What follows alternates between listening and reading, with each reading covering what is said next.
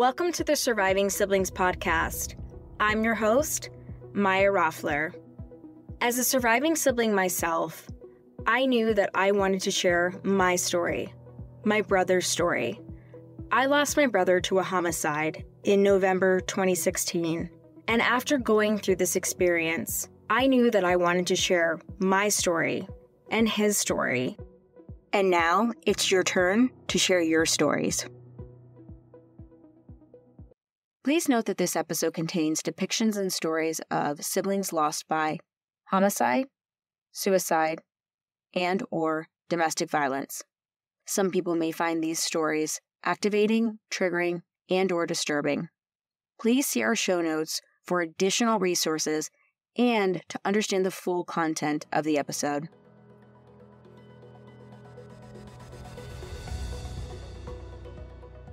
Today, I have another incredible bereaved sibling with me. Her name is Stacy. Stacy, welcome to the show. Thank you. I'm so happy to be here. I'm so happy to have you. It's always bittersweet, right? Happy to have you here, but also not, right? But today, you're going to share your story and your grief journey and share a little bit about your sister, Katie Jo. So, Stacy, if you could start us off and tell us a little bit about your relationship with Katie and how you guys kind of grew up. Tell me a little bit about the dynamic and kind of clue us into that in the beginning. All right. Well, Katie was born when I was 10 and a half years old in the 5th grade. So automatically she was just a baby doll. Like she was just a little doll to me. I loved giving her baths and kind of just being little mommy. And we'd have all these fun summer parties because my mother was a stay-at-home mom. And we loved dressing Katie up as like the little clown. And she'd run around in her little walker. And it was like our preteen friends and then just little baby Katie. And, you know, like all of my friends, even to this day, they just remember her as baby Katie. Because, you know, when I graduated from high school, she was 8 years old. And I went off to college. So, my mother has been married multiple times. Katie's father is actually my stepfather that raised me since I was like 2 years old, I think is when my parents got married. So he's my dad. But, you know, when I graduated from high school and went off to college, my parents were going through a divorce at that time. Like I remember my mother sending me a picture of a divorce ring she bought herself. And it was the same day that O.J. Simpson was like, whatever, vindicated in court. Like it was that same day. So it's like, oh my gosh, I think a lot of us remember that day too, right? It's like, wow. Sometime in October of 1995, I think is when it was. But I was already at college. And so she had, after they got divorced, she got with this other man and they moved down to the San Antonio area. So Katie was, 9 years oldish at that time. I'm off at college. Our dad still lived up. We're from the Dallas area. So our dad still lived up in the Dallas area of Texas. And then mother moved down to San Antonio. So being that far away and that far removed age-wise, I remember like when I would go see my mother when Katie would be like a young teenager or not even a young teenager, maybe like 11. I remember one time she got into my makeup and she was like using all of my stuff. And my mom got so mad at her. And I got so mad at her. And I was like, stay out of my stuff, you little brat, like whatever. She's like my kids. I'm 20 years old, whatever. Right. She's like 10 years old or 11 years old. And she was like, I just don't know you. Like, I was just trying to she's like looking through my stuff, trying to get to know me because oh my God. Like she felt like she didn't know me because I was a grown adult and moved away. And so I think that moment in time was just such a wake up moment for me because it was just this little baby that I adored. And then suddenly I was not in her life regularly anymore. And so I did make an attempt to visit her and call her and, make sure I sent cards and letters and stuff like that. Cause I had come back from college and I was still living up in the Dallas area. So I did try to do that quite a bit more. And then when she was 14, 15, I had my son when I was 20 and I had my daughter when I was 25. And it was right after I had my daughter. So she would have been 15. My mother kept calling me and like telling me how bad she was doing in school. And she was just terrible. She's failing all the classes and blah, blah, blah. And I remember very distinctly, I was at my son's soccer game and he was like 5 years old. And I was like, you know what? How about you quit calling me and complaining about something I can't do anything about? Just send her up here. I'll take care of it. You send her up here. She can live with me. And she did. And she so just had the reaction of like, okay, or like, wow, because that's wow. Completely relinquished. Which, you know, later on, it was kind of when Katie was doing better with me, she's like, oh, you just think you're, you know, the best mom ever. What I'm like, okay, did you want me to do this? And did you want her to fail? Like, what did you want? I don't know what you want me to do. Right. She never gave us any of the child support that my dad was sending.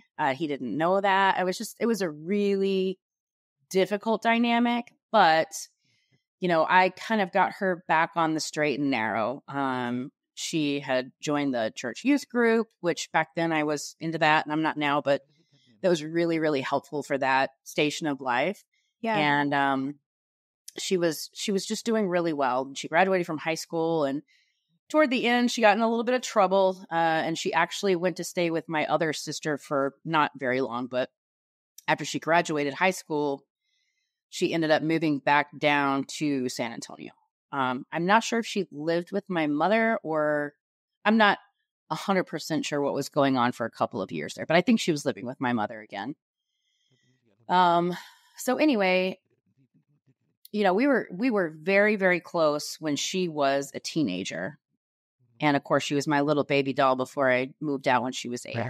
And then as an adult, as a young adult, I would say 28, maybe her being 28. She was just having a lot of issues.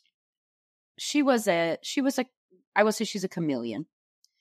If she liked somebody and they were into something, she was into it. And not that it was like anything like drugs, but like if they like country music, well, she was a roper, you know, that kind of thing. But I think a lot of people can relate to that, Stacy, though. Like a lot of people are like that, or a lot of people have siblings that are like that as well. And sometimes it was extreme for them, right? Where it would be like drugs or alcohol or whatever it was, right? For her, it was country music or working out or, you know, I know we're going to get into some of that stuff, but, you know, it's just a certain personality type that I think a lot of people can relate to. And sometimes you're just like, you gotta follow along a little bit because you're like, what are you into right now? You know, and I do find that happens in younger siblings too. Yeah, in my opinion. Her being the youngest, like our other sister is 8 years older than her, and I'm 10 and a half years older than her. Yeah. So, you know, all of a sudden we're all gone and there's nobody left to blame for who did this.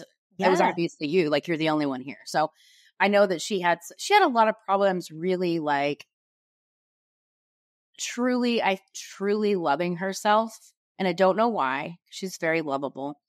But I really feel like she spent so much time like trying to figure out who she was.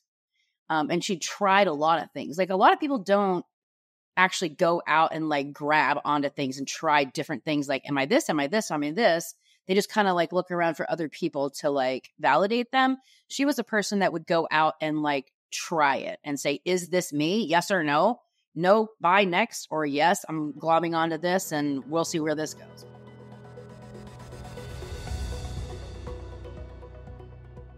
We hope you're enjoying this incredible episode of the Surviving Siblings podcast. I'm your host, Maya Roffler. We'll be back in just a minute after hearing from our incredible sponsor. Are you passionate about making a difference in your community? Join us at the Peace Initiative, where we're dedicated to putting an end to abuse through community efforts. At the Peace Initiative, our mission is clear. We're here to educate our community about the extent and often deadly consequences of domestic violence. We believe in responding effectively through collaborative partnerships because together we can create lasting change. Through our programs and initiatives, we empower individuals to recognize the signs of abuse, support survivors, and work towards a free future from violence. We can't do it alone, though. Your support matters. Whether you volunteer your time, donate resources, or simply spread the word, your help makes a real difference in the lives of those affected by domestic violence. Visit our website at www.thepeaceinitiative.org to learn more about how you can get involved. Together, let's put an end to abuse and domestic violence through our community efforts. Join us at the Peace Initiative, where every action counts.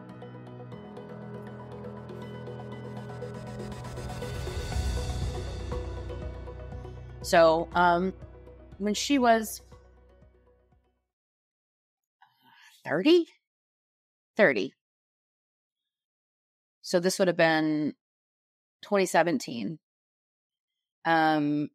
She had jobs at 2 different gyms, and I think she ended up working at like the Gold's Gym, like the Venice Gold's Gym. I know she was teaching boxing, and like she met Mike Tyson. It was like Mike Tyson's gym or whatever, like just all this kind of cool stuff. She's just having a blast like you wanted her to have. Yeah. She cut off all her hair, and then at some point she had extensions in her hair. It's just like, I'll change her hair more than anybody I've ever known. But still, I could see that she was doing well, but she was still cycling through that what makes me me and who am I kind of part of life. And we talked pretty regularly, and, Instagram, Facebook, and then talking on the phone, we'd email, whatever.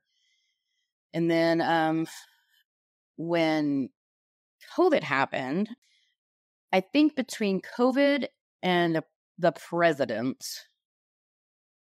things got a little crazy for her, especially being a gun person with the Democratic president. Right. And then she started sending me messages about like just the president taking away the guns. And so she kind of shifted a little bit. You saw her kind of going in this direction. Yeah. She did. And it made me think that somebody that she was around was being this way. Because you've already told us. Yes. She was quite a chameleon. So she was a chameleon. Yep. Yeah. I mean, I even stalked like some Facebook pages of people that she was friends with. Like, are these people like that? And I really couldn't find anyone that seemed like they would be influencing her. So then I thought, okay, maybe it's just like cabin fever, and she's just like, she's frustrated. She can't work. And then, there was like riots and stuff, which I'm from a little town near Dallas, and that's where we were living, which there was a mass shooting there a year ago. But before that, it felt like a relatively safe place. And she would send me things like, you don't know, you live in your safe little neighborhood, and I'm out here, and this is LA, and like people are just pulling guns on people on the side of the road, and it's terrifying, and there's nothing I can do. Like it's like she was scared and angry all at the same time. And I really didn't know what was like. I was asking like, what are you reading? Like, where are you getting your information from? She was like, the internet and blah. I'm like, okay, I don't know how to help you, because she was just very combative with me about this, because I'm not a gun person. Like, we have a shotgun in our mule because we might have a bear in the woods that we live on 40 acres of woods. But you guys live in the country, so yeah. So we have a gun for that reason. Mostly it's used to shoot bobbleheads and pumpkins because we're not hunters. So I've never been a gun person. I will say, in fact, the first gun I ever actually saw with my own eyeballs in person, not in a case at a store, was when I was cleaning out her apartment, and it was her gun collection. Wow. And I had to get my stepdad to come handle that because it terrified me. Mm-hmm. But all her guns were there, so she was not armed. So anyway, I guess like something's going on with her, Stacy. Like something's going on at this time. And she's operating when people, we know this, right? When people are sending messages like that or are acting, in that manner, they're operating out of fear. So it's very interesting that she's operating out of fear, which to be fair, a lot of people at that time were operating out of fear, and rightfully so. But this is your sister, and you knew Katie Jo was not being Katie Jo. This was not Yeah. the girl that was meant to go to California, like total hottie toddy sweetheart, So something had shifted. Yeah. So when did you did you ever start to uncover what was going on? Like, what happened next in this? Because this is quite interesting that she's going to you, and obviously you're her trusted confidant, right? You've been this mama bear figure to her. You've done, Oh, yeah. so Her many therapist things. told her that I was her mother. Like Right. your mother is not your mother. Your sister is your mother. I can hear you talking about your sister, and that is your mother. And That's huge. and she looked at me that way. And of course, I'm almost 11 years older than her, and I lived a lot of life, and I helped raise her. So, so I don't really know, she just kind of got mad at me. And then she stopped messaging me on Instagram, which is where we were having this whole conversation about LA and the president and the guns and all this. I'm like, what is happening? And that must have been like, I don't know. I have a whole timeline that I wrote out after she died to like see what did I miss. It's somewhere. I don't know where it is. But I want to say maybe that must have been like July or August of 2020. Yeah. And her birthday's in October. And so she had kind of quit. She had quit messaging. She quit messaging me at all. I did send her a couple of emails like, hey, just checking in, making sure everything's okay. She'd never reply. I'm like, okay. I called her on her birthday, and it said that the call couldn't go through. It was a bad phone number. So I went on Instagram to see if I could like send her a message there, and she had blocked me. And I went on Facebook, and she had blocked me. And I went on TikTok, she had blocked me. And then, I kind of like I would email her and be like, are you okay? What's going on? Where are you? She's like, oh, now you care about me. I'm like, what? So something happened between January and December. Something happened in that year that she totally flipped who she was. Yeah, it wasn't right. But she still had me blocked from her phone. And so, she's an adult. So all I could really do was be like, well, she knows I'm here for her. She's never hesitated to ask for help. Right. And she obviously doesn't want me around right now. And I just have to accept that. I have my own family, my own children, my own job. I have a life to take care of too. And if she doesn't want me in hers for this time, then that's fine. She'll come back. And I knew she would, but she didn't.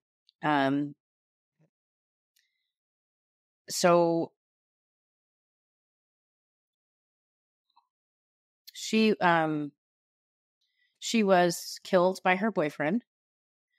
We're in 2021 now. Yep. Mm-hmm. Yep, 2021 on her 34th birthday. And we know all of this now afterward because we had an amazing detective squad down in New Braunfels, Texas, and Comal County, Texas. The district attorney was incredible. So we found out all of this, later. And then talking to people who are mutual friends with them who were like shocked and just completely blown away, and obviously not questioning whose side they were on at all in any of this. But I didn't know these people. And it did turn out that her boyfriend, I actually had met him once. They had been off and on for about 10 years. That was my next question for you, because I don't know if we've ever chatted about that, and definitely want all of you guys to hear about this. So she had known him for quite some time. Long time. Yep. Oh. Actually, I took my son down to Austin for some music festival that he wanted to go to it was actually like Mother's Day weekend, I think, whatever year it was. And she was living down there at that time. And she was like, hey, can we come see you guys at the hotel? I'm like, hell yeah. So we saw her and she brought this guy with. She was like, oh, this is my friend, whatever. We were like, oh, okay. And I didn't really remember that, but my son did. And he was like, is that the guy that we met when we went to see Mac DeMarco and us? And I was like, oh my God, it is. It's the same guy. So, and this was, I don't know, my child was like 17 or 18, and he's 26 now. Yeah, 26. So they had been on and off for 10 years, going back and forth. And then once I was unblocked from her Facebook, when my mother turned it into a memorial page or whatever, I could see posts of hers with him and going out places with him and friends and going to bars and dancing and, hunting, just having a good time. He was like her, into guns, into hunting, had a lot of training, did stuff with the NRA, I think, as well. And they, that's just how they were. So they were both gym rats and they both love hunting and just guns in general. So, but what I did learn afterward was that he actually came to California and helped her pack and move back to Texas. Wow, that's a big piece of information. Wow. And I also found out that sometime right before COVID, maybe, he met her in Las Vegas with a couple of friends, and they spent a weekend in Las Vegas hanging out. So he seemed very supportive of her to move. And at least from what she was posting, like, thank you for supporting me, man, whatever. And then he helped her move back. And I've seen things on her socials now that I'm just like gross. Red flags. Mm-hmm. So when we had her memorial, obviously she was going to get cremated, but because they had to do a medical examiner had to do the autopsy, her body was not there in time. So we just had like an empty jar, like an empty urn or whatever. But her body actually got there like that afternoon. So they called me because I had told them I want to see her before you put her in the oven. And they would only let me see her arm because she was so disfigured. And the arm that I could see was the one that had a tattoo with his name on it. And wow. I was like, wow, I didn't even know she had There's this whole year plus of her life that you just had no idea. Like, yeah. It's all, like, I feel like it's almost like a novel that we're telling here, Stacy, because it's like, there's just every piece is starting to come together, but you're like, where do I fit it in the puzzle? And she's got this huge tattoo of his name. And you're like, I barely even had heard of this guy, but this had gone, it's crazy. I mean, and I told him in my victim impact statement in the allocution, when he was sentenced, I told him, I didn't even know your name. And I know that there's a reason that I didn't know your name. Mm. She was not proud to be with you. She was not proud to be your girlfriend, because if she was, I would know. Out of everybody in this whole room, I would know. And it's true. There was something, maybe she didn't show that to the people that she was around on the daily basis, but there was something in her mind and in her heart that she knew that something wasn't right. That she wasn't making a good choice because she did not tell me. And that sounds so selfish of me, but the history of our life together, I would know. I knew when she went off and eloped with this guy, and I took pictures of them, and it was some rando. Like, I would know, right? That was my point earlier, Stacy, and why I wanted to talk about this, because that when we, like I said, when we know something doesn't feel right, we tend to keep it from the people that we love and trust the most, which is interesting, right? And that evolves through time, because then we grow more mature and we learn to stop doing stuff like that. But initially, that's our reaction. Like, I remember myself being, when I was with a very abusive guy for many years when I was very young, I hid it. I hid all of the details from my parents, from my family for 7 years. And then even beyond that. So we do that because we know those are the people that for better or worse, or if the relationship's good or bad, whatever, they love us the most. And that if they found out any of those details, so you were spot on with this. And this is a very important story to tell.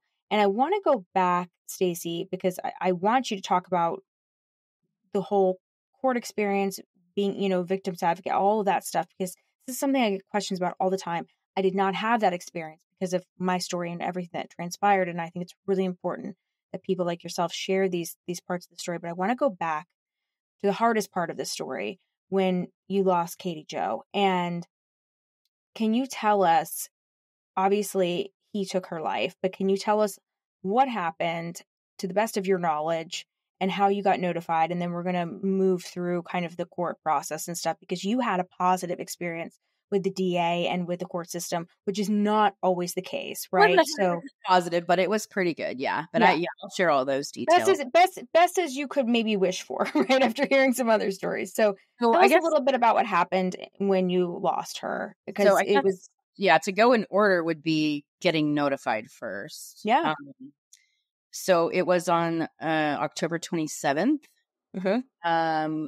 My phone was ringing. It was like 4:00 in the morning. Which, is that her birthday, Stacy? Her birthday's the 26th. So So you got notified the day after her birthday, but she was killed on her birthday. She was killed like 10:30 at night on her birthday. So my phone was ringing, and I thought I was dreaming. And I remember now looking back, like it was probably ringing several times. And then finally somebody left a voicemail, so it makes that like other noise, and that noise woke me up. And then it was calling me like right away again. And it just said New Braunfels, which I know is a town in Texas. But I'm like, who do I know in New Braunfels? Like, nobody. I don't know anybody down there. Like, that's not where my mother lives.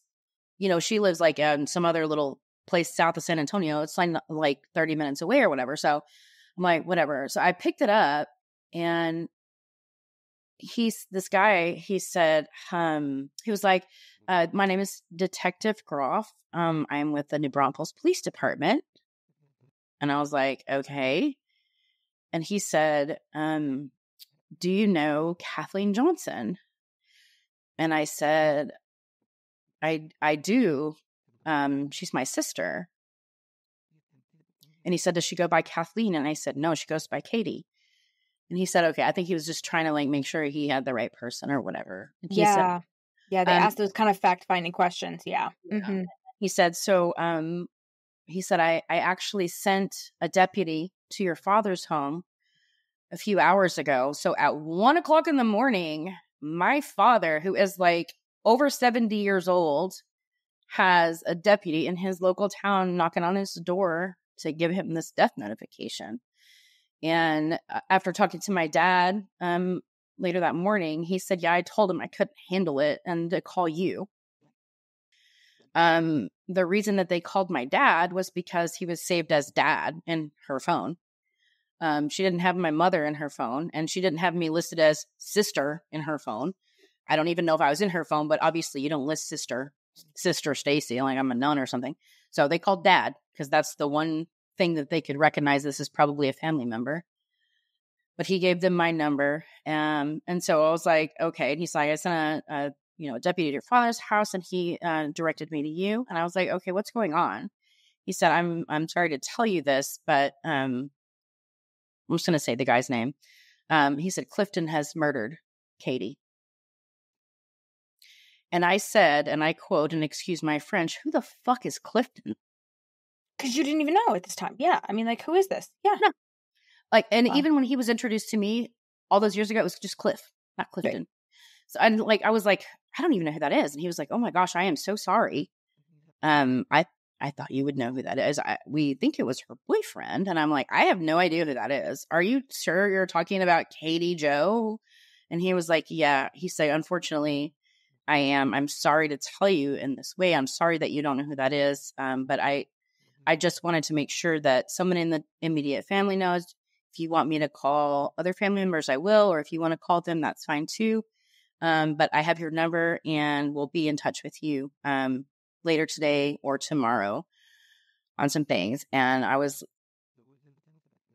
I think it's crazy how fast you go into shock. Like your brain is like playing ping pong with itself. Like, this is not real. This is real. This is not real. This is real. Like, and you just suddenly I just had like this whiteout in my brain. Like, what is happening? And I got off the phone with a guy, and I remember my husband had woken up because he heard me on the phone at 4:30 in the morning. And he was like, what is going on? And I couldn't talk. I just like literally fell on the floor and started sobbing. And I'll tell you, this is really crazy. A week before that, literally 1 week. So I was working with a theater company, and I was a stage manager for a play that was about to open.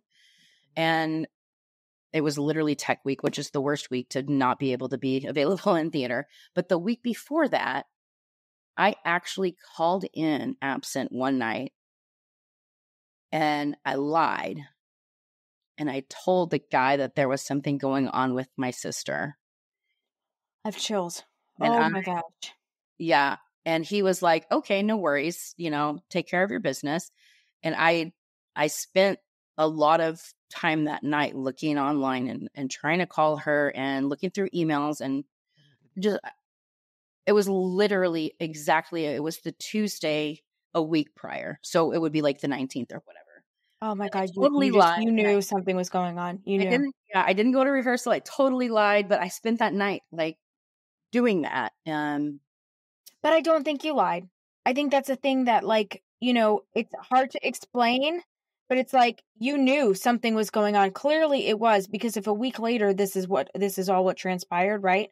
Yeah. Clearly something was going on. Like, we just know, it gives me chills. Gives me chills. Oh. Well, I mean, I think the next week when I had to call him and say what happened, his immediate thought went back, and he was like, oh my gosh, is this related to last week? And I was like, yeah, I guess it is. So that was crazy. But anyway, so that morning, I spent trying to call my mother and my other sister, who for various and lovely reasons have me blocked on social media and apparently on their phones. But if you call somebody enough, even if they have your number blocked, if you call them enough, it finally lets you through to voicemail. Right. I think I called my mother 65 times before I even got through. And I finally got through to my other sister, who lived like half an hour away from me. She finally called me back, and I told her, and I said, do you want to call Mom or do you want me to call her? And she's like, no, you call her. I'm like, okay. So I finally got in touch with my mother. I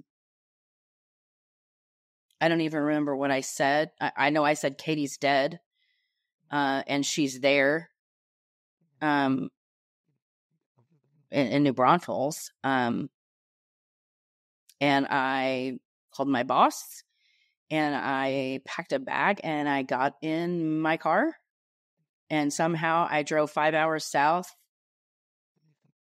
I don't remember the drive. Don't even know how you got there, right? It's like, don't even know.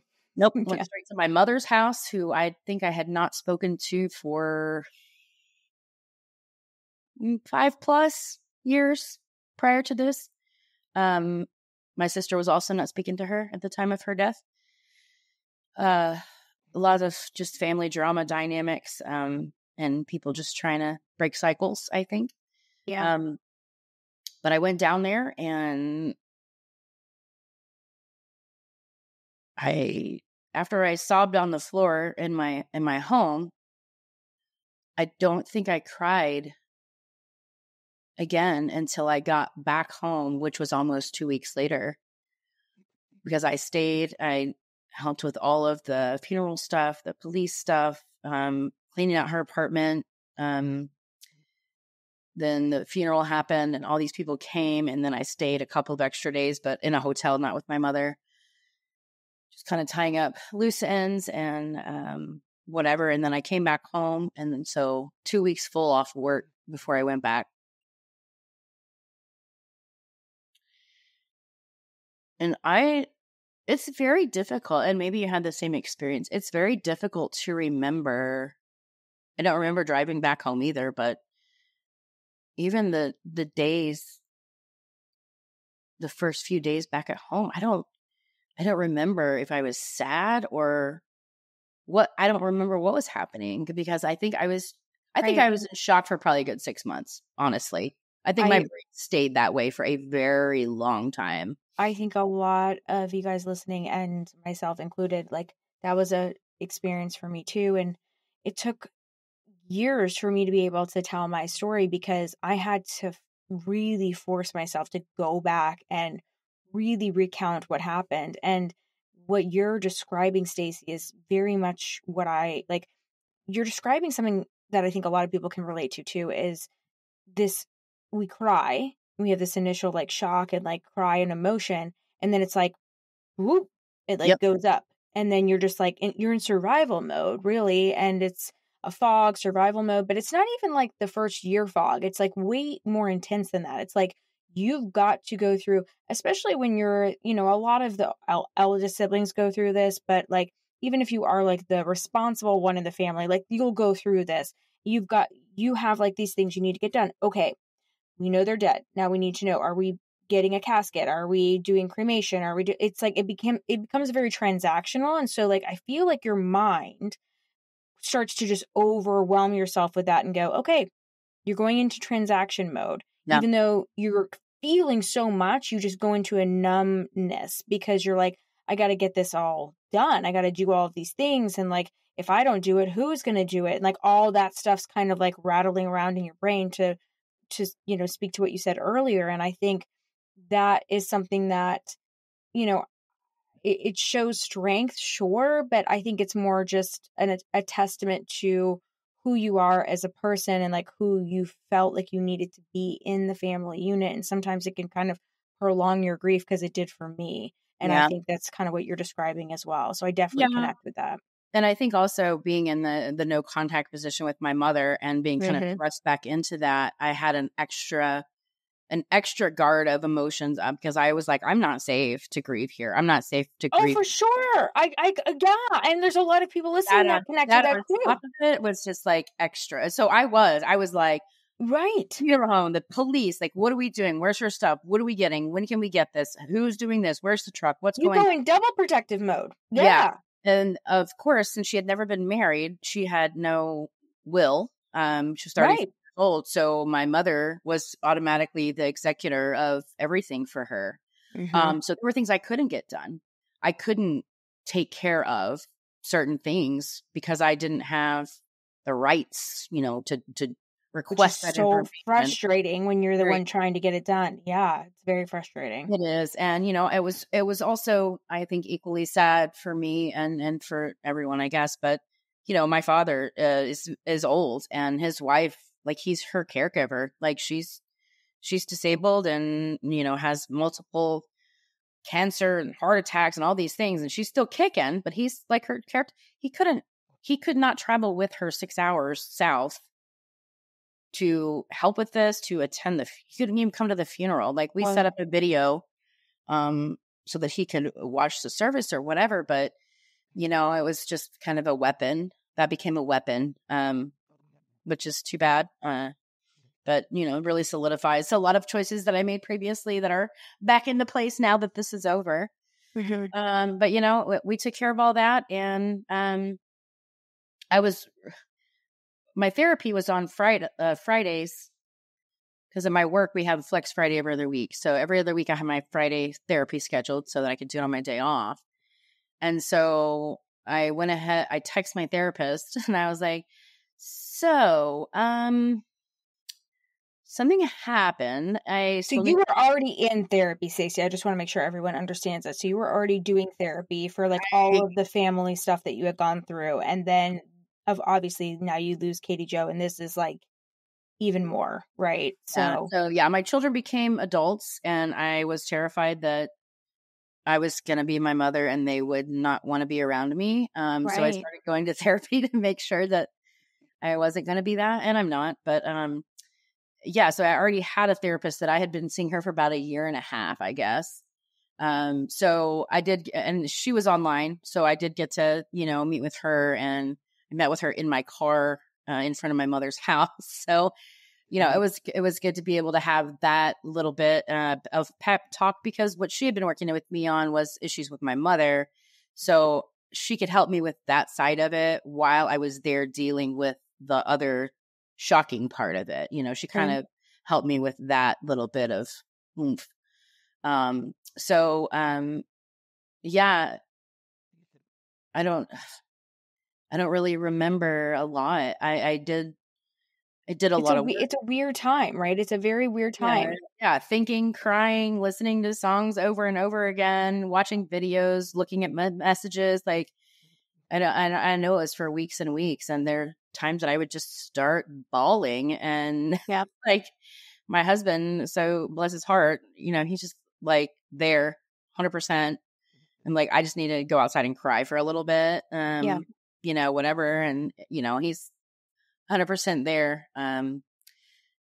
But yeah, which I think is not always the case. That's another part of your story. So there's a couple things I want to point out too, Stacy, is, sometimes a death like this, like losing a sibling, it can create kind of a wedge in your marriage. I've watched this happen with a lot of people, and a lot of people talk about this. Some of you guys have had this, or some of you guys have had really supportive partners like you, Stacy, right? Where they're like, I might not understand this from a first person perspective, but like, I'm here for you. And it's just, I wish I had a definition for why this happens, but it just does. Some people handle it very differently as being the support person. And I think that's really amazing. And I think that it can, even though it's so difficult and it can pull you apart, but it can really bring you closer together. And, it shows you when you go through these difficult times in a relationship, it shows you where like the heart and soul of your relationship is. And I think it can be difficult sometimes for people to listen to, someone that goes through that experience and says like, yeah, my spouse was really there for me. But, I've never seen it be anywhere in the middle, really. It's kind of one way or the other. Right. It's like family. It's like you talking about your family dynamic. And that's why I'm like really happy for you that you have this beautiful marriage and, a husband that's been so supportive. But I want to ask you something. I want to go back just a little bit, and I want to ask you about this, because the reality is Katie Jo was definitely in a domestic violence situation. I mean, this is how she was killed. This is how she was lost. Like, were there any, now that you're going through social media, now that you've looked back on all of this, and now that you've talked to, like, piecing all of this together, the, name is on the arm, all of this stuff, what do you think was happening? Kind of walk us through that, because this is something we haven't talked about enough on this show, is domestic violence. And this is something I want to bring even more awareness to, because yes, she was shot, but this is a part of domestic violence. And I don't think this was the first, just me going out on a limb and knowing you, I doubt this was the first occurrence that happened between them that was probably abusive, I would say. Right. Well, I don't know. I don't know if he was physically abusive to her. Right. I will say that the tattoo on the arm was a red flag, big time. I am covered in tattoos. I started getting them the minute that I was legal to get them. And I have always told my children and my sister, don't put somebody's name on you. Just don't do it. Not even your children. I don't want my children's name on. My children have tattoos that they picked out for me or they designed for me. That's what I have tattooed, not their name. I just don't, it's just not for me. It's like, don't the permanence, just don't do it.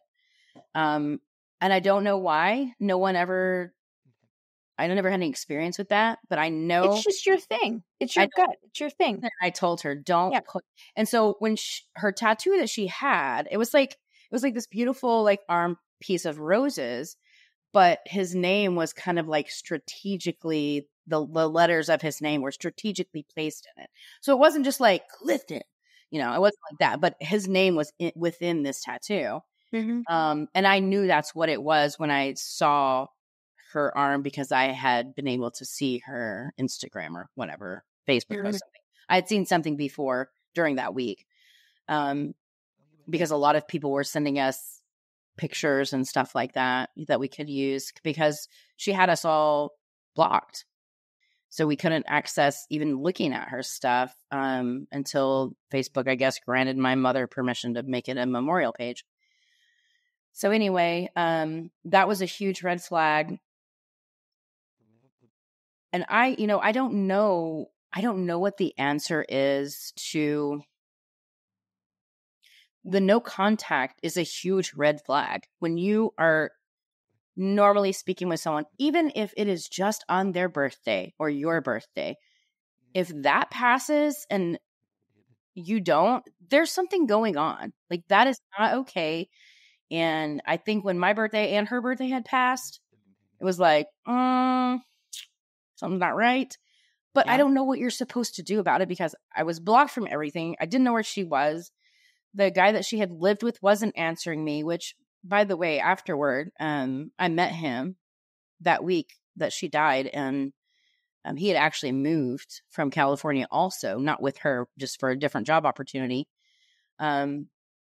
And he was so mortified. He was like, I'm so sorry. I wish I would have told you. She told me not to tell you. She told me not to tell you where she is. Wow. So she was really trying to hide this. Right.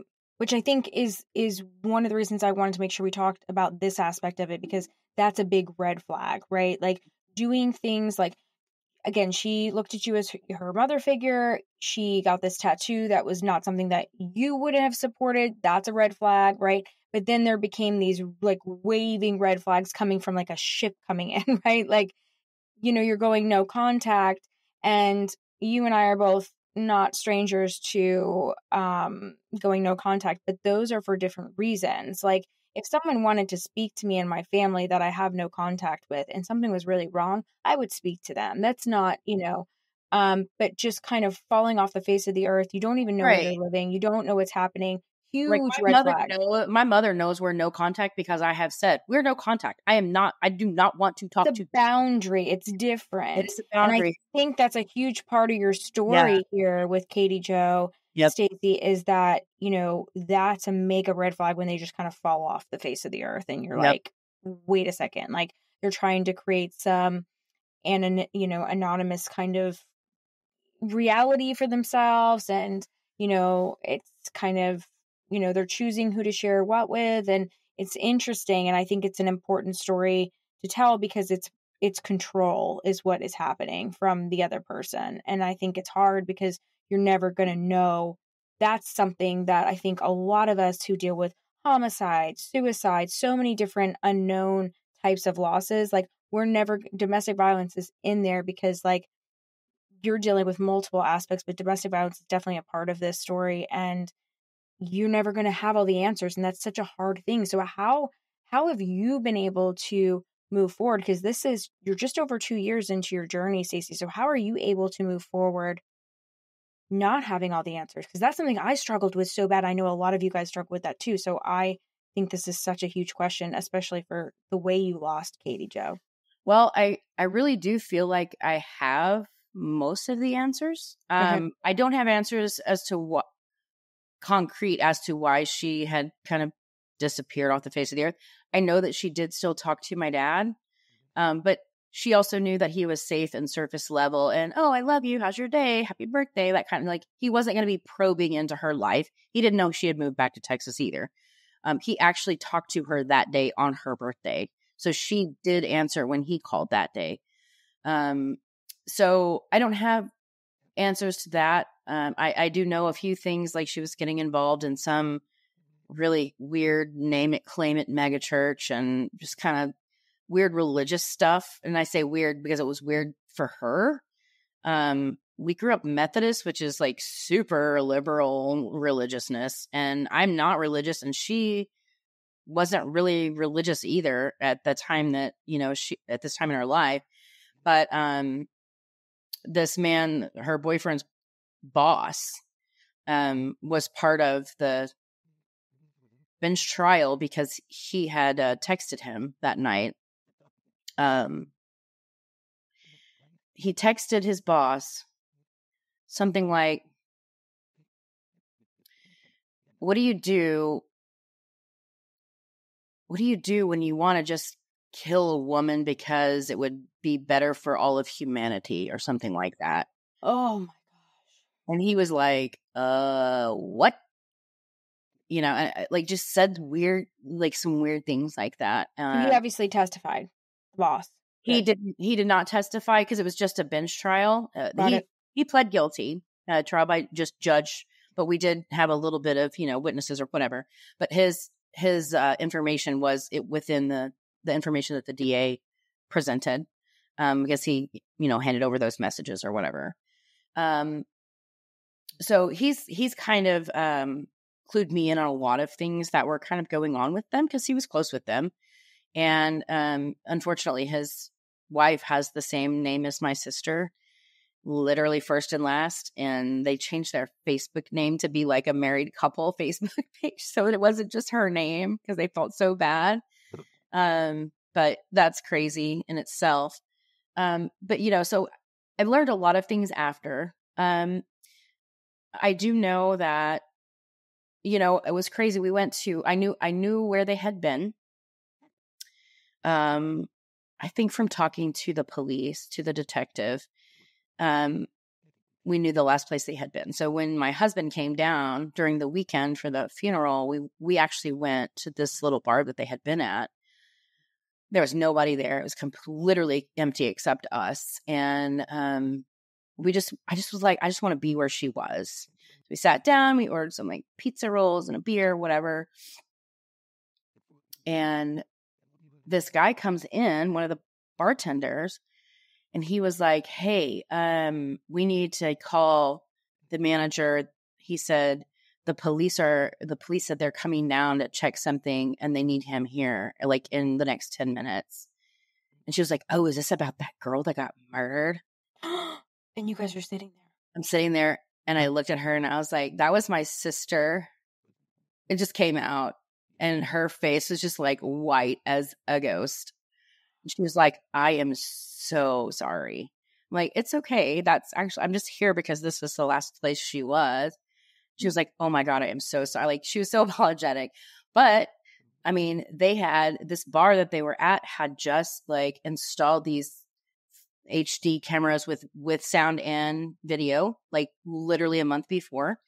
So there was a lot of footage to go through from that night. But from what I know from the trial and what the DA presented there was a moment in time where my sister told Clifton, it's over, we're done. And they got in the car and left. And it was about not even a mile down the road between the bar and the highway. They turned off on this little road. And I guess there was a 4-way stop and he stopped. He got out of the car, came around, opened the passenger door, and he shot her. And he shot her 20 times. Mm. He had like some weird extended clip or something. He hit her 19, shot 20. She ended up in the driver's seat, trying to back away from him and probably from the force of just getting shot. And I went there to that intersection, and I laid flowers there. And it was just such a quiet little place, obviously a poor neighborhood, an old poor neighborhood. And just to think like the people in that community having to hear that at 10:30 at night, during the week, how terrifying that must have been. Mm-hmm. And how terrifying it must have been for my sister. Like, she was dead when they got there. Mm-hmm. And I think I shared in the group that I had that video that somebody shared with me of him actually getting beanbagged by the police. He wouldn't put his gun down. Every report that they have says he was being belligerent and refusing to, put his weapon away or whatever. Which is just clear evidence that he was not in his right state of mind, and there was definitely mental things going on there. And saying like, I'm an American citizen, and they're like, okay, like, what do you like? So I know that they were both very intoxicated. Mm-hmm. But you don't get to do that to somebody just because you're intoxicated. So no. And if you're a responsible gun person, like they both were apparently, you don't take your gun out with you to a bar when you know you're going to be drunk. You take an Uber and you're going to home. Like, But I was gonna say, I was like, well, we can even back up even more, right, girl? Like, we back up. You don't drive. You take an Uber. You don't bring firearms with you. You don't, like, if you know you're going to a bar and you're not going to be the DD, like, come on. Like, come on. And clearly there was issues going on in the relationship. And so, yeah, I mean, it's just all, it all is such an eerie scene, but I really appreciate you sharing that with us because I think it's important, you know, like a lot of people have come on here and shared a lot of details. And I think it just makes us, even though it's so hard to share it, it makes us feel less alone, even though every situation is so different, but like we can all connect. But I think it's interesting too, Stacy, how you're able to kind of put yourself in that situation. And I think it shows a deep empathy in you. And you're like, look at this neighborhood. I can connect with you doing that because like that's how I am too with like my brother's story and with other people's stories too. And especially when I see a place where it happened or like it's very, it's indescribable. It's just like you're living it, you're in that moment. And I think it does take a certain level of empathy to really go there, whether that's good or bad. I don't know sometimes, right? That you're able to go that deep. Yeah. It was just, I don't know. I stood there and I could just tell that it was a place that things would echo very loudly and like the sound would just resonate over, and 20 times. Like I live out in the woods now and people hunt all around me. And all I find myself doing when I hear gunshots, like, cause it's, dawn to dusk, you can hunt. If somebody's shooting a gun, I'm counting. I'm just counting how many shots it is. My brain is still trying to understand what 20 gunshots sounds like, I live in the city and I hear gunshots all the time. I'm with you. And I don't know that I've ever heard 20. Like that's very, it's a lot to really think about. I mean, like people, living in a major city, people be like, oh my God, I just heard 3 or 4 gunshots. Oh my God, I just heard 5 or 6. It's crazy. I'm like, and it's probably firecrackers. Right. Yeah. But it's like 20, like that's a whole other level. There's definite intent there. And so when obviously you guys went to court, it sounds like this was a pretty locked, signed, sealed, delivered situation for you when you guys went through that. Yeah, they took him into custody that night. And they had posted, because, like you post mugshots or whatever in the Facebook groups, like the police scanner groups or whatever. And I think his initial bond was like $200,000 or $250,000 or something like that, something low. But they do that because they are looking at this person and saying, you don't have the resources to come up with $25,000 overnight. So this will be fine until somebody can look at it in the morning. So once because they initially just charged him with murder, like straight out murder. So in Texas, you've got murder and you've got capital murder. Capital murder is like in the commission of another felony or old person or a very young person or something like that. So it was just murder. And then when the district attorney looked at it the next morning, they upgraded it to murder 1 and a reckless use of firearms. It increased his bond or bail to, I think, $1.25 million. So there was just no way he was getting out. And he was in custody until they had he pled guilty, took a plea agreement. No, he did not take a plea agreement. He just pled guilty and asked for a bench trial. So the plea agreement was 50 years. In Texas, you have to serve half up to 30. So 30 would be the Texas max. Texas is a lot like Georgia. Yeah, very similar. Yeah. Mm-hmm. So they had offered him 50 years, which would mean mandatory 25. Right. He did not take it. He did plead guilty. And the district attorney was like, okay, 60. We're going for the max because 30 would be, the minimum that he would have to serve. And that's what he got.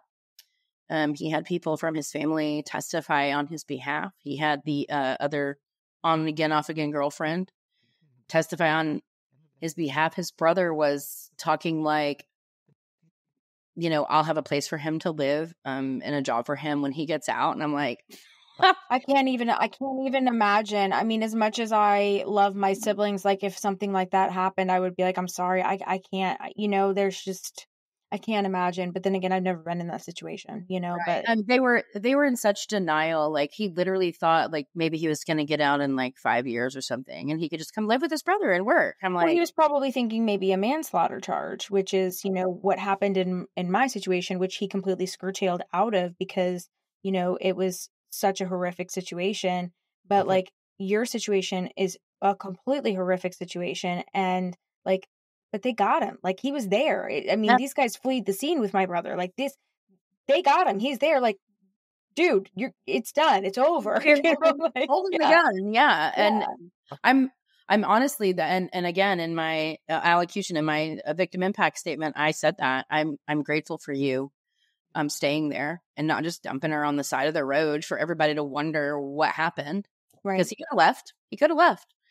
That's But what he happened to didn't. my brother. And so, yeah, I can understand. I think some people that aren't so familiar with homicide might say, like, why would you say something like that in your victim's advocate statement? But, like, it's weird things that you are grateful for that happen in those situations because you don't, I mean, you're never going to get justice because you're not going to get sweet Katie Joe back. It's just not going to happen. But, you know, getting him away from anybody else that he can harm for as long as possible is a gift, right? Like I mean, it's not her, but it's like, what gifts can we get from this is often what I say from grief and loss, especially traumatic loss like this. And so I can completely understand why you would say something like that, because I would say something very much like that too. Like, thanks for staying there, because at least you're behind bars for X amount of time and away Right. from hurting another sweet Katie Joe.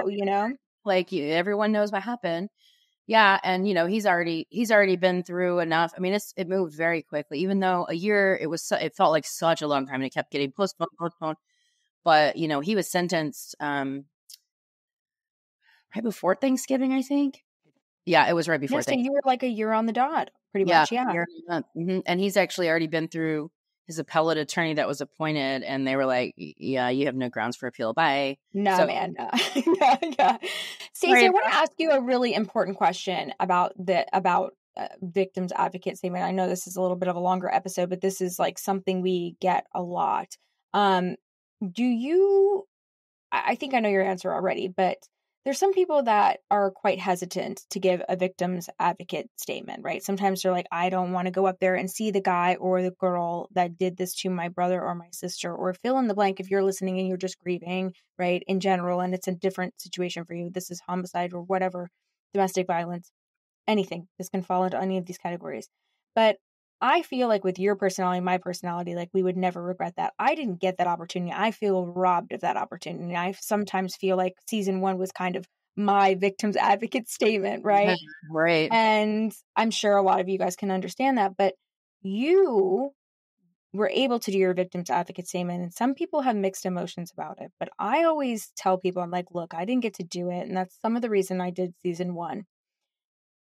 What did I always say? Do it. Like if there's something in you, even a little bit, that's saying like I'm like, go for it, like do it. But I always want to get the advice of people who have gone through that process. Like, what was that like for you? I'm sure you don't have any regrets, but like, what advice would you give to people that are maybe not as outspoken as us to do that, right? I mean, honestly, if you don't even have the option of doing it, that's awful, and you should. And find an outlet. If you don't, if you're given the opportunity, I would say write it out, and sleep on it, and read it to somebody that you trust. Even though I was not in a place of trust with the other people in my family, we did sit down and each read our impact statements. And I told my mother that hers was making her a victim. And this wasn't about us being victims. This is about the impact on the victims. So you don't need to have a statement that lets this person know that you are victimized by their crime, as much as just to speak your piece. And I started mine knowing that this person is a complete narcissist. I started my statement telling him how much I felt for him being locked away and not able to have Thanksgiving or Christmas or birthday with his family and how awful it must be and lonely and all of those things. And then I just said, look at me. And then I just started talking. And I mean, I had it written out and it was long. But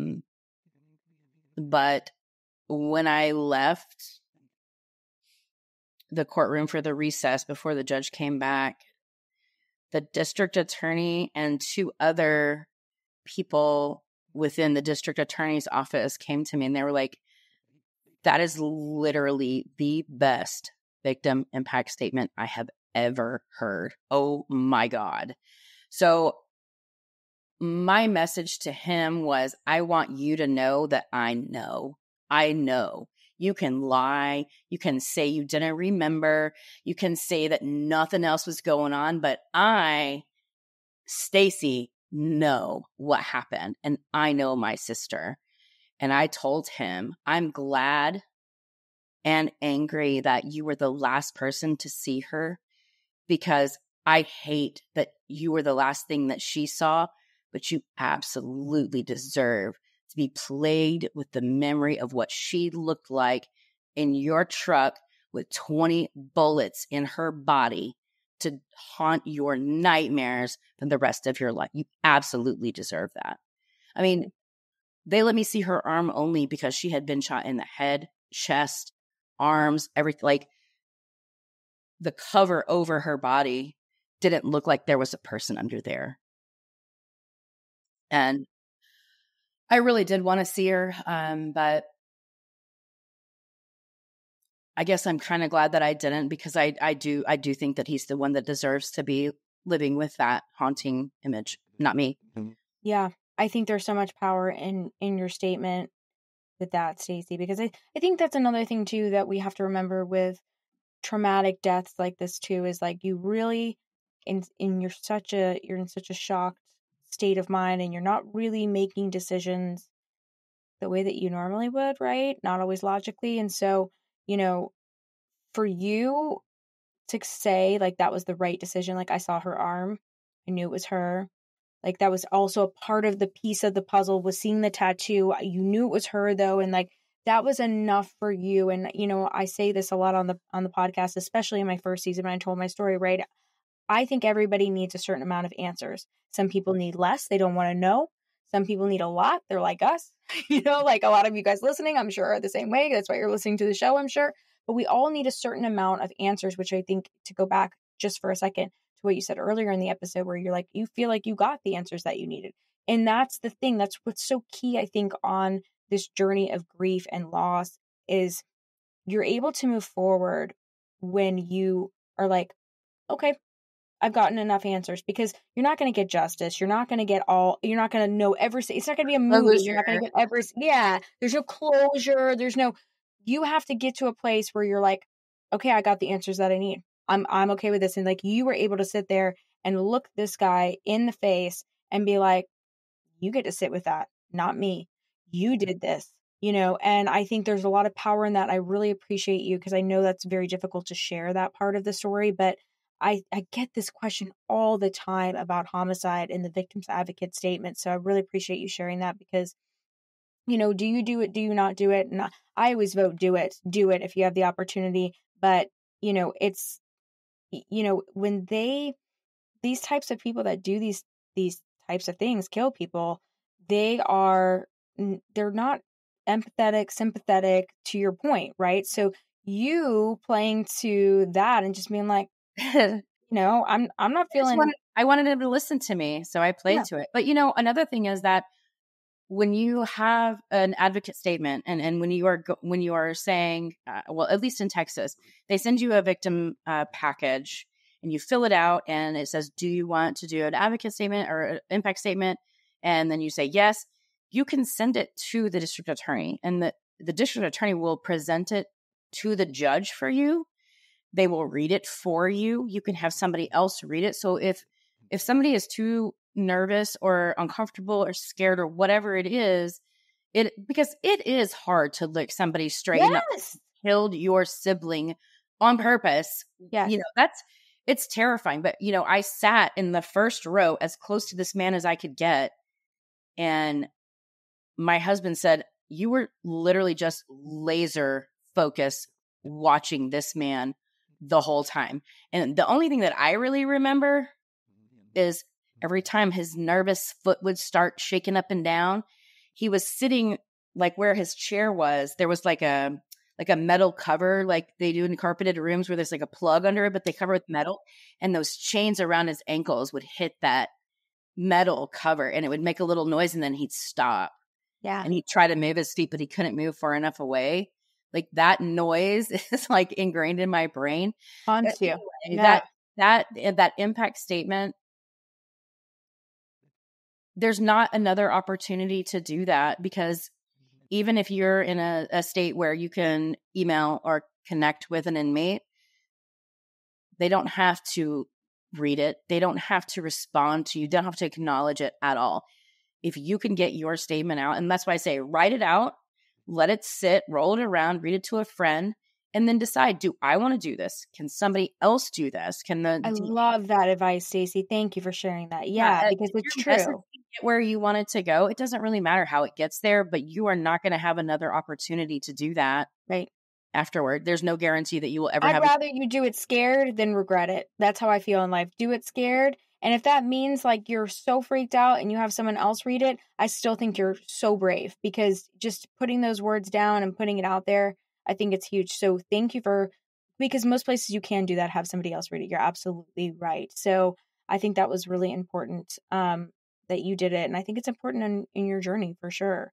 Yeah, so, it really is. Tell us a little bit about, I know we've got a little long on this episode, but there's just so much to unpack with your story, Stacy. I'm a talker.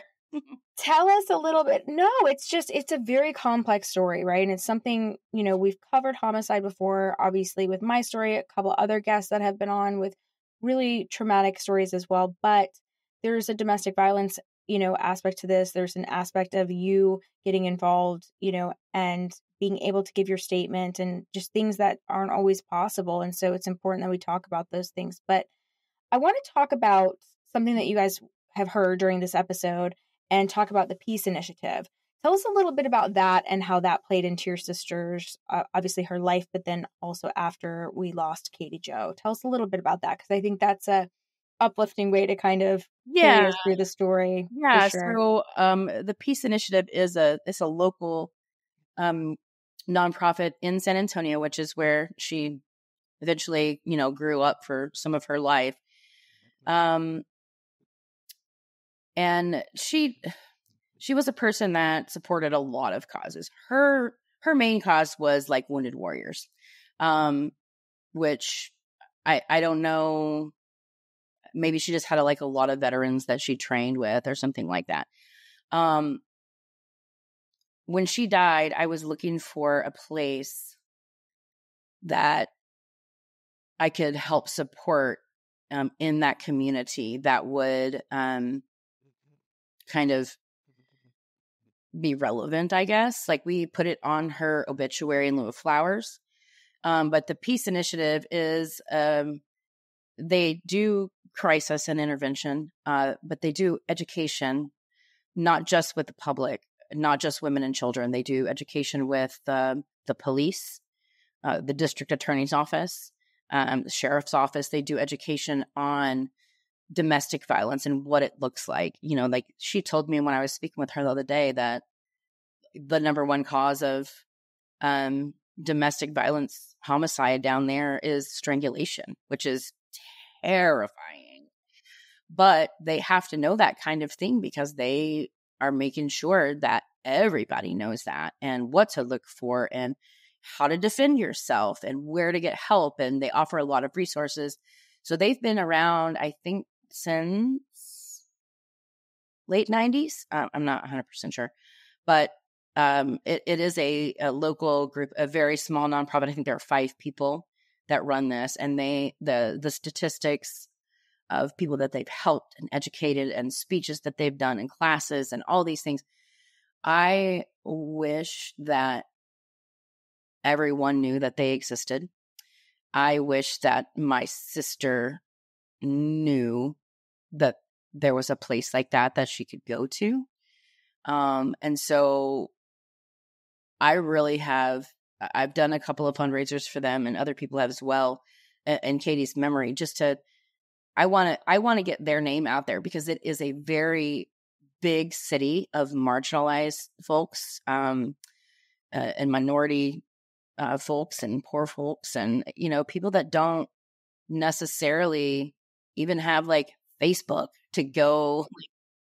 Don't they don't even really exist. So I really want, even if it's not them that is the help that somebody needs, they know exactly the right place to send somebody in that community. And San Antonio is a huge, huge town, huge city. And there's so many suburbs around, like New Braunfels, it's down there. Like, it's all down there in that general area. So if I say San Antonio, I'm talking about San Antonio proper, and then probably like 20 other little cities that half of them are Mexican words that I can't even say, because that part of, Texas is still very Mexican population heavy, Hispanic population heavy, because, it used to be Mexico. So, so it's a lot of work down there that they've done, and they do a great job. I'm really proud of the work that they do, and I've, really enjoyed speaking with them, and I want to make sure that if there is anybody in that area of the country, that they know that that's a resource for them. And if anybody's looking to help a resource like that, that's a place that is literally 5 people for the last 25 years. They will take the help, I'm sure, right? If you want to give back, if domestic violence is something that you're passionate about and it's impacted you, or something that you're just passionate about, right? Like, I'm passionate about it, and it's something that's near and dear to my heart. And I love that. And even if you're not local to San Antonio, like you said, they can guide you in the right way, like how you can contribute in your local areas too. So I'm really excited that you're getting their name out here, Stacy, because it's really helping, it's going to help so many people, and then also grow them, which is cool. But, the most important part is it's a part of Katie Jo's story, and it needs to be told, right? The good, the bad, the ugly, all of it needs to be told when we tell these stories. And so I really appreciate you supporting us and supporting them, because we like to bring these kinds of organizations together so that we can move to a more positive place, because it is really about having resources and knowledge to be able to overcome things like this. Yeah, it really is. You're right. So, Awesome. Well, you guys will hear about them. You'll get to click in the show notes and connect with them. And again, super excited that you decided to support them and support us. Stacy, tell us, kind of bring us home and close us out on the episode. This has been amazing. Thank you for being so open about this. Again, it's a question I get all the time, victims advocate, like the whole story, how the process goes, and you've been great with us. Is there anything else that you'd like to share with us? You're just over 2 years into your grief journey. We all know that, year 1 is such a fog. Year 2 is just pain. And then you're kind of coming out of it now. Anything that I missed, anything that you want to share with all of us surviving siblings, any knowledge, or any takeaways that maybe we missed during the conversation? I think above everything, open and honest about everything that's going on is very important, because everyone has their own narrative. I wrote my sister's obituary, I wrote my sister's eulogy, and I wrote my victim impact statement. Those 3 things together were very cathartic, and I hand wrote them so that I had just that tactile situation of writing something like ink on paper with my favorite pen. And I kept them, and they're in my little box with all her stuff. But being open, not just with yourself. I think for myself, it kind of felt shitty, I guess, to say I hadn't talked to her in a year. Almost, because I hadn't been able to, because she didn't want me to, or whatever. Like, that's a really hard truth to sit with. But it's how are you moving through that? Because it's something that comes up a lot too. Stacey, you're bringing up so many topics that come up. How are you moving through not being able to speak to her that you didn't speak? Because that's something I hear all the time too, right? When people write to me or come to group or come to TikTok or come to Instagram, they're like, I didn't speak to them for months, for years. Like, how are you moving through that? Because I feel like even in even the couple of months I've known you, you're moving through that. So can you share a little bit of that with us? That's hard. It is. I feel like, again, when you're honest with yourself and when you're honest about everything that has happened, I know that I didn't talk to her because something bad was happening. She did not give me a way to help her. She did not give me an in to help her. She didn't let me contact her. I am confident that I could not have done anything else other than what I did and the communication I attempted. Calling the police to find out, like, can you even figure anything out? Like, I couldn't, there's nothing else I could have done, especially at the time that I didn't know where she was. So I have to be at peace with the fact that I love her. I know that she loved me and respected me. And I know that she was scared to disappoint or whatever she was scared to do with me. And there's nothing else I could have done. So you can't, what if, you know, you can look at, did I do this? Did I do this? Yeah, I did. This is what I did. This is all I could have done. So that's how I've gone through it. I'm not sure how that would go for somebody who isn't in that situation where they were actively trying. Mm-hmm. But you just have to look back on what you did and know that no matter what, unless you killed your own sibling, their death is not your fault. No matter what, you didn't do anything to cause it unless you actually killed them. Yeah. Whether they were sick or murdered or accident or whatever, no matter what you did, unless you killed them, it's not your fault. And I agree, Stacy, and I think that's how you eventually start to release that guilt, right? What if yourself to death? But the fact of the matter is, you did what you did, and they did what they did, and it's over. And you have to just be settled with it. You can still write them letters. You can still think about them. I literally thought about calling her the other day to ask her who her ex-boyfriend was. When I was thinking about, I wonder if this guy knows she died. I'm like, yeah. What? Like your brain? That's grief brain, right? It's totally normal. Grief brain, yeah. So like, it's always going to be there, and it's terrible. But I'm really appreciative of this group, and this community, and the small groups. It's so cathartic and healing, even just to tell your story, but also to hear other people's stories, so that you can be like, oh yes, oh my God, I feel that. And, you know, I have told a few people that I was going to do this with you. And I realized that like 3 of them are friends of mine who have lost a sibling. Oh, wow. I didn't even think about it. Like they weren't murdered. It was like they just died or whatever. But I think 1 suicide and 1 died and two died. But I was like, oh my God, I didn't even think of that because I don't talk about it. I don't bring that up I don't bring it up all the time. I don't bring theirs up. I don't bring mine up. I'm not going to. I was giving out some bear traps for a very long time at the very beginning. People are assuming that I was gone for 2 weeks because I had COVID or, you know, whatever. And I'm like, no, nobody. But yeah, it's tough and it lasts forever. But if you have good friends and good listeners, and people that can relate, you know, I was. That one theater production that I was working on, I did actually go finish it, and it was the last one that I did. And there was a lady in the audience who was an actress that I've worked with before, and she said, "Hey, I just want to tell you that my sister was murdered 25 years ago, and I know what you're going through, and if you ever need to talk to somebody," and I'm just like, "What?" Isn't it interesting the people that come out of like literally the woodwork, and you're like.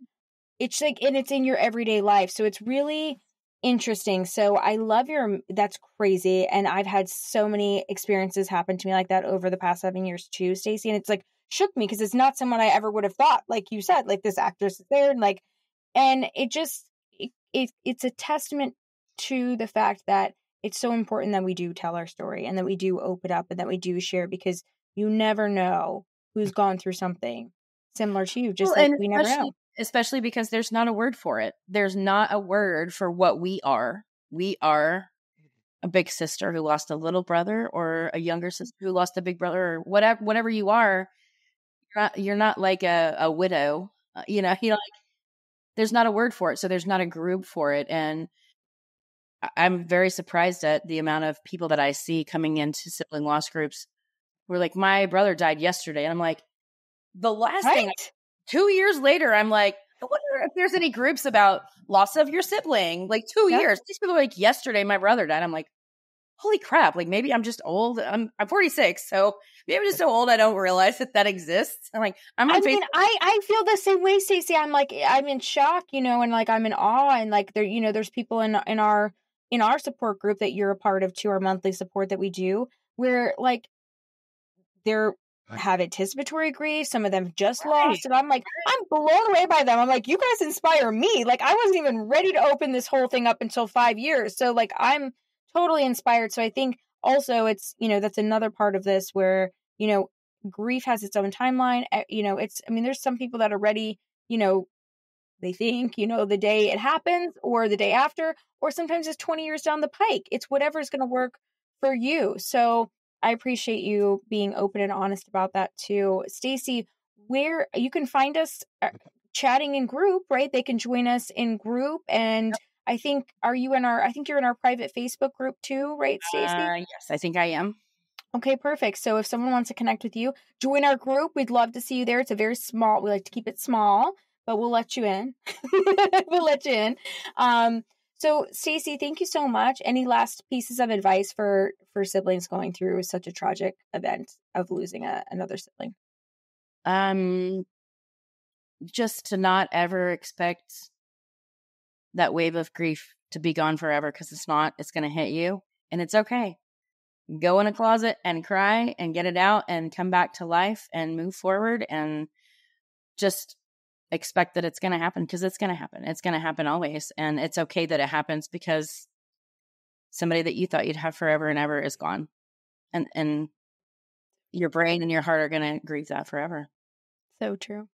Stacy, thank you so much for being here and sharing all of this and supporting us and supporting the Peace Initiative. We really appreciate it. It's been awesome. Thank you so much for listening to the Surviving Siblings podcast. If you enjoyed this episode as much as I did creating it for you, then share it on your chosen social media platform. And don't forget to tag us at Surviving Siblings Podcast so that more surviving siblings can find us. Remember to rate, review, and subscribe to the podcast. And don't forget to follow us on all social media platforms. We're on Instagram, Twitter, and TikTok at Surviving Siblings Podcast. All links can be found in the show notes, so be sure to check those out too. Thank you again for the support. Until the next episode, keep on surviving, my surviving siblings.